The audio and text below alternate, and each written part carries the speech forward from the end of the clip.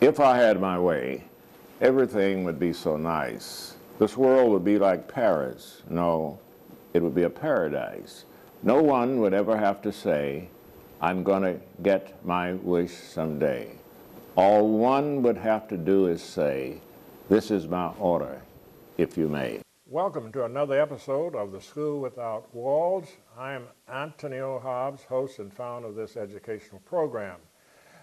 We are online throughout the world, so you might pull up the UAPB's webpage and on the right-hand side, go to YouTube and scroll down to The School Without Walls. We'd like for you to do that. Also, the program is designed to present to you successful African Americans that might serve as role models, especially local role models. We're trying to get our youngsters to recognize that they don't have to go abroad to find someone who is successful. And today I'm proud to present to you Mr. George W. Richardson with the U.S. Department of Agriculture. You're a liaison person between the department and this university, right? That's correct. Okay, now tell us what is the responsibility of a liaison person? Well, and why? What and why? It's kind of hard to define, except that you go back to the beginning. Mm-hmm. And if you will permit, I would like to go back to the beginning. A lot of people don't know it, but the University of Arkansas at Pine Bluff is a land-grant university. Mm-hmm. And of course, so is the University of Arkansas at Fayetteville. Mm-hmm. But it was designated as a land-grant university in 1862. Mm-hmm. And of course, during that time, black people in America were slaves. Mm-hmm. And the University of Arkansas at Fayetteville was not really designated for educating black people. Mm-hmm. However, after the war and black people were freed, there was a need to educate the uneducated 4 million black people in America. Mm-hmm. So there was a need for them to go to the 1862s. However, in the southern states, they decided that we have segregated facilities, so you can't go to the 1862s. Mm-hmm. And for 28 years, from 1862 to 1890, mm-hmm. There was no place for the black people in the southern states to get an education at a land-grant university. Hmm. But in 1890, another act was passed to supplement the 1862 Act. Mm-hmm.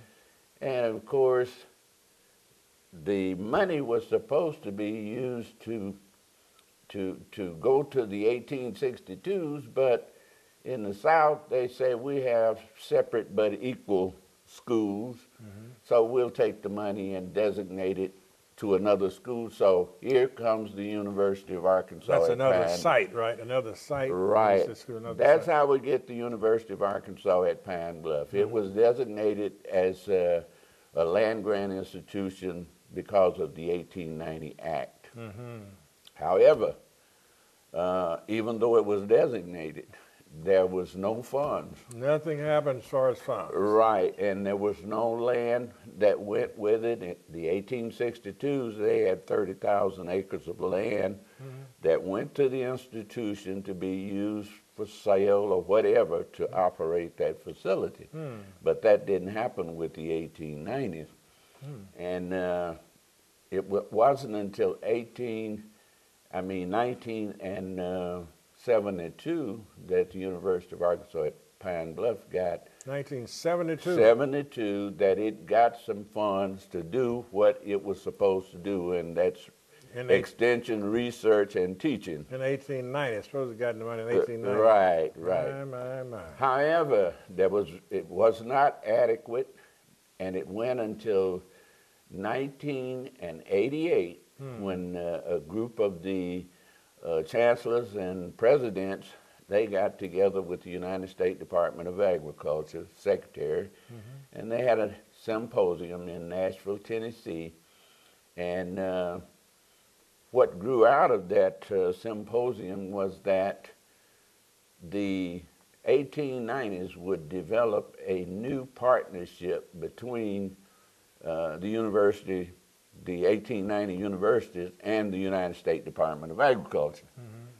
And in that dialogue, one of the things that that came out of it is that each one of the 16, at that time it was 16 1890s, each one of the 16s would get a liaison officer stationed on the campus. Mm-hmm. And of course, that's what put me here. Okay, let me ask you a question. When you said 16, that's 16 African-American schools? That is the 16 1890 land grants. There were 16 of these universities mm-hmm. that were predominantly black mm-hmm. that were designated land grants. Okay, I got you. Mm-hmm. And the University of Arkansas at Pine Bluff was designated as a land grant. For the state of Arkansas. Right. Mm-hmm. And of course you've got Alabama A&M, you've got Texas Southern, not Texas Southern, you've got Prairie View, mm-hmm. that's in Texas, mm-hmm. and then you've got Alcorn. Mm-hmm. Those are your 1890s. Got and of course Tuskegee was given that funds to do that because they carried on a lot of research, even mm-hmm. though it's a private institution. I see. Now, and in me being on this campus, one of the things that the United States Department of Agriculture wanted out of it, they knew that the future workforce of the United States Department of Agriculture was going to change. Okay. The demographics were going to change. There would be a whole lot of things that would change. Mm-hmm. And the Secretary of Agriculture says, what we would like you to do is to educate to young black people mm-hmm. to come into the field of agriculture. Okay. And of course, for that, we're going to give you some money. Mm-hmm. And of course, out of this partnership came the USDA National Scholars Program. Let us stop on that note for station break, and we'll be right back to continue this rich history that you're giving us.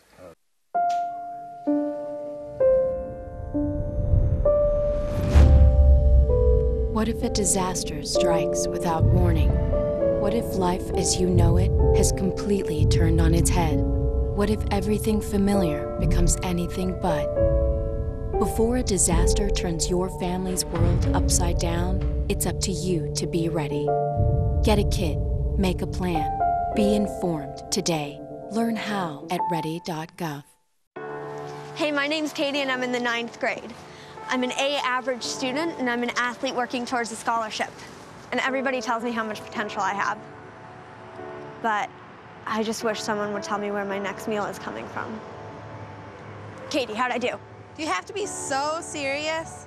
Well, I mean, I did like a crazy dance in a movie if you want me to like, do a little, no. Play a role in ending hunger. Visit feedingamerica.org/hunger and find your local food bank.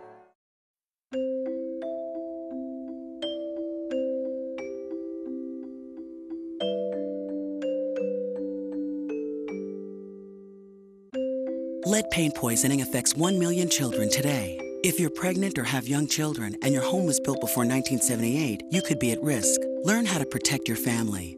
To find your home's danger zones, the health effects, or just to find help, log on to leadfreekids.org.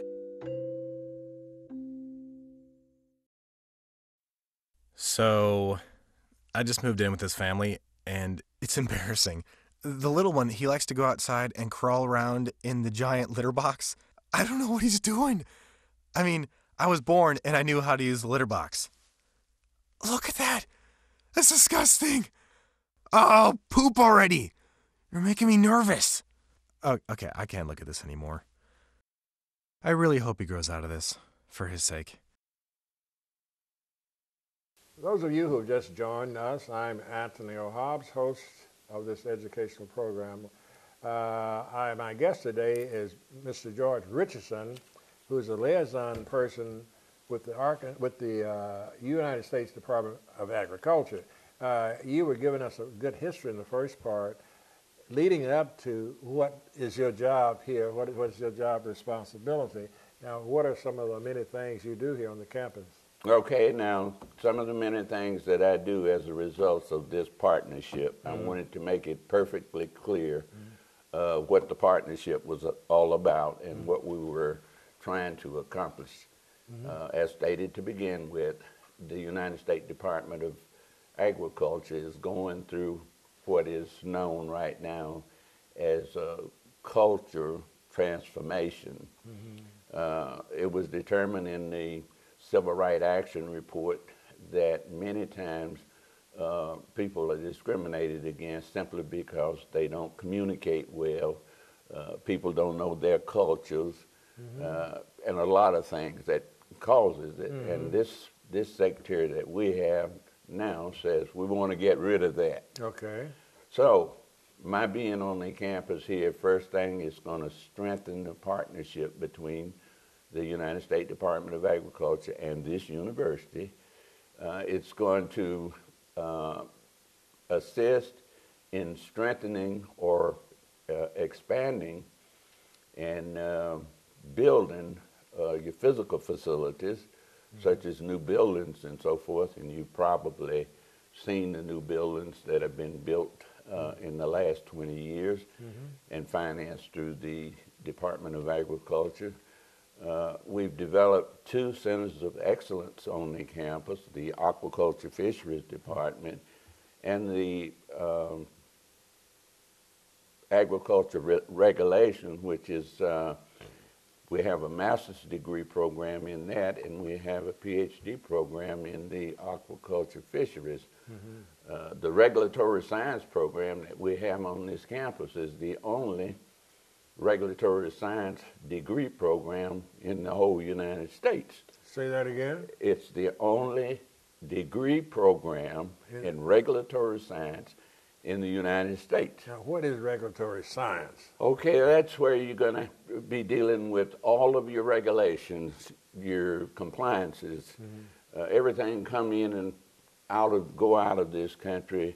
You've got inspections, and it's got to meet a certain compliance. Is that related to agriculture or everything? It's related to agriculture. All of the products. agriculture products that leave the country, this person is certified to do whatever. This is true.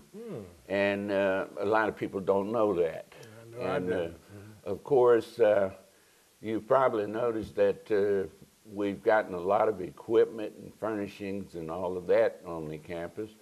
We were able to get something like $5 million worth of excess government property to improve our facilities here for teaching, research, and extension. And that's our mission. We couldn't carry out our mission simply because we didn't have the equipment, such as research equipment. But we have that right now. And of course, you can see that the university has changed a whole lot.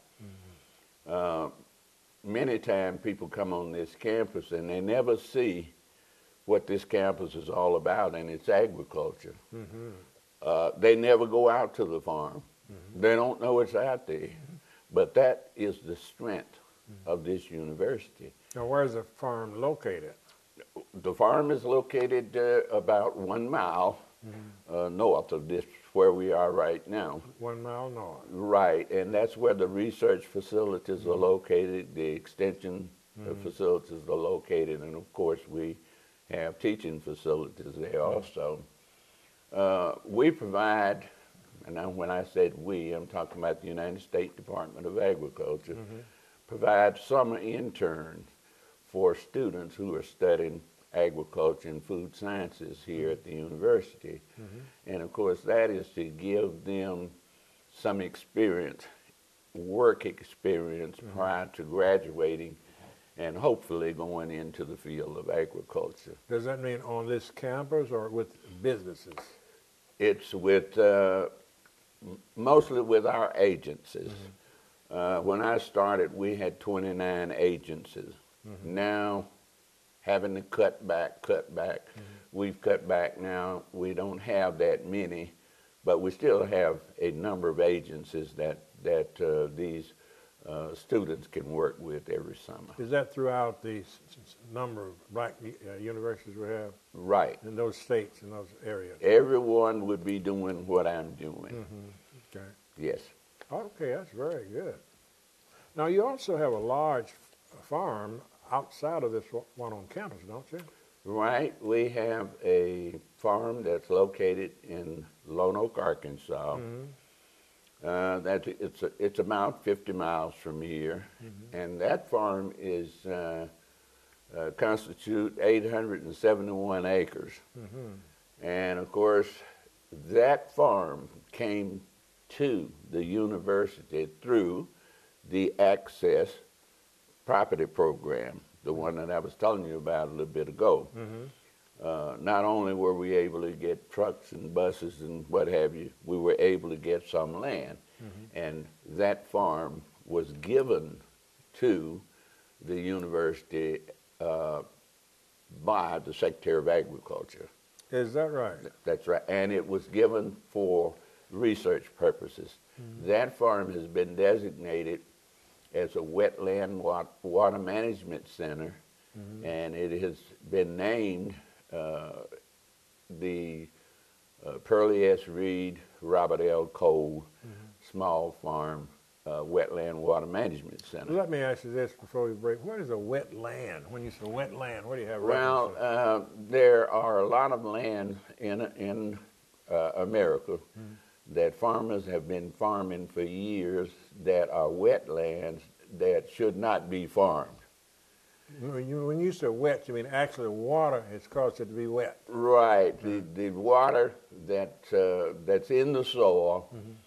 is not conducive to normal cropping. Mm-hmm. And what the Wetland Water Management Center is doing is trying to get people to use those lands for other purposes, as well. Since it's a wetland water management center, we're doing research on the decline of the aquifer that produces underground water. Mm-hmm. I don't know whether you know it or not, but most of that area, they grow rice, mm-hmm. fish, all of that, and it requires water. Right. And we pump so much water from the soil, now we got to start. Have a deficit of water underground, is that right? Right. Let us stop on that note and we'll come right back discussing that farm, okay? Okay. Up, college is hard. Down, those books are heavy. My sport is football, but my passion is education. Right up here. So every year I take promising high schoolers on a college tour Lights there, darts there. to show them that higher education means a brighter future. My name is Nnamdi Asamoah. I don't just wear the shirt, I live it. You can be a reader, tutor, or mentor too. Take the pledge at liveunited.org/volunteer. Do you wear this?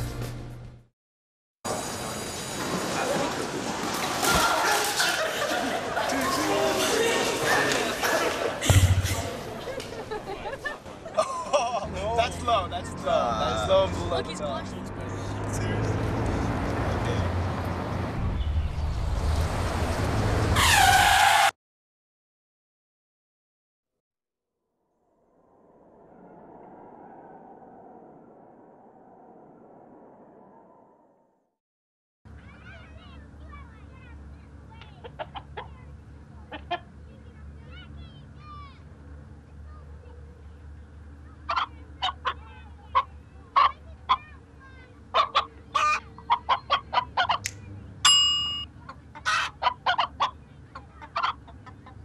Separate raw meats from other foods by using different cutting boards. 3,000 Americans will die from food poisoning this year. Keep your family safer. Check your steps at foodsafety.gov. Those of you who just joined us, I'm Anthony O'Hobbs, host of this educational program called The School Without Walls. My guest today is Mr. George Richardson, who is a liaison person with the university from the U.S. Department of Agriculture. You were talking about the large farm that they have out near Lone Oak, and you did say it was a wetland farm, right? but you do grow crops on it, right? Right. Mm-hmm. One other thing I want to ask you, and then after that, I want you to go into talking about the careers that come out of agriculture as a whole. Now, these persons, there are persons in our agriculture department who are actually scientists, right? They are scientists. That's Agriculture Research Service. Right, which is, they really consider, would they be scientists, right? They're Right. working on things, doing research. Well, I hadn't given too much thought to that till after you mentioned that. They're doing research and scientifically dealing with various things. That's wonderful. Now, what are some of the jobs that might come from agriculture? I know a lot of people traditionally thought agriculture meant preparing you to go plant crops and work in the field, but there's much more to it than that, isn't it? That's true. Mm-hmm. At one time, you probably had 50% of the people in America involved in agriculture. At one time, there were more than that, but right now, you probably have 2 or 3% that's involved in the production agriculture. But from production agriculture to getting something on the table to eat, there's a whole lot of jobs. Okay. So everything that's between producing the crop and getting the crop to where it is ready to be consumed is agriculture. Okay. That's value-added agriculture. So that's where the jobs are. I mentioned just a few minutes ago regulatory science. Okay. And that is a degree program. Those people are being adequately trained to where they would inspect these crops and things to make sure that diseases are not spread from one country to another. Okay. We probably have right now more than 20 active agencies. At the time that I started, we had 29. But all of those agencies employ people. Right. And of course, we have the first employment we have is the National Scholars Program, and I manage that program. That's where an agency will sponsor a scholar, pay all of their tuition, fees, books, provide them with a computer, everything that they need to be successful. The university will provide their room and board, and when that student graduate, he goes into the workforce, and he doesn't compete for his job. He just goes into the workforce. How about that? That is the Secretary's strategy for getting a well-educated, diverse workforce. Let me ask this. What is the prerequisite for this student to be able to do that? Well, it's pretty high. It's competitive. You've got to have a 21 ACT and 3.0 or above grade point average. And it's universal for the United States. My first, when I came here, one of my first students came from Alaska. And of course, I still stay in touch with that student. So that's how widespread the program is. How many students can this program accommodate? When we first started, we were trying to get 2 students per institution, and now we have 18 because another institution regained its land grant status, and now we have 18.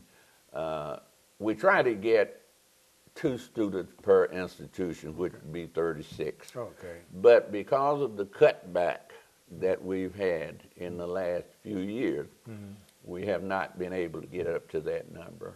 So UAPB could possibly have 2 of those students. Right. The first year of the program, UAPB got 4. And of course, we've been fortunate every year to get 1. What type of salaries are we talking about as beginners, right out of school? Well, you're probably talking about 35,000. Now, most of our scholars, when they graduate, they're going to be getting more than that because during the time they're in school, they will get a promotion every year. Okay. And of course, when they graduate, they don't start at the bottom. They start up in the salary. Okay, kind of like the military, sort of like the... You get credit Yeah. for all of that time Right. that you're going to school. You get credit for it. Okay. Yes. Okay, we have about 3 more minutes. Are there other careers that one could look forward to in agriculture, other careers? Well, right now, what we're working on, and especially in this area, this institution is supposed to be trying to solve the problems that we have in southeast Arkansas. And the problem we have in southeast Arkansas, because it is a farming area and because we have a number of small farmers that have been pushed out of production agriculture because of the cost involved, we're trying right now to go into vegetable crops. Okay. We right now have a partnership with Walmart, where small farmers are growing vegetable crops and marketing through directly to Walmart. To Walmart. Now they're too small to market directly to Walmart, but we've got nonprofit corporations or community-based organizations that work in partnership with the university. They act as a marketing agent to help to market those products, right. And that's what we're heavily involved in now, because I'm actually with the Office of Advocacy and Outreach. That is under the Secretary of Agriculture.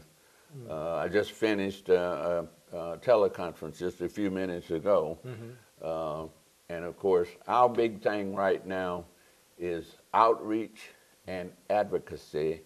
And since it is outreach, we're concerned about those people that we have not served before. We have 1 minute. I want to ask you this question. Do you have anybody working on campus under you or with you? The partnership agreement requires that one person from the university will assist me. And of course, I have one person who is employed by the university who assists me. Okay, let us stop on that. I really thank you for giving us this information. Don't forget, general public, we have DVDs of all of these programs, and I think they are $5 per copy.